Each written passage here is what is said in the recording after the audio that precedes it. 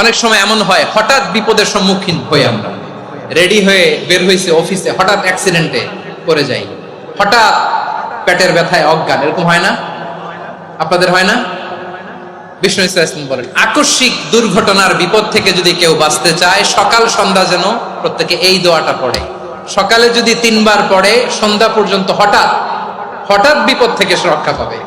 Two be protected from sudden calamity, sudden disaster, sudden calamity, হঠাৎ বিপদ, হঠাৎ ভয়ঙ্কর কোন আকস্মিক বিপদ থেকে আল্লাহ বাঁচায় দিবে। সকালে পড়লে সন্ধ্যা পর্যন্ত প্রোটেক্টেড, সন্ধ্যাবেলায় যদি 3 বার পরে সকাল পর্যন্ত প্রোটেক্টেড। সুবহানাল্লাহ পড়ে।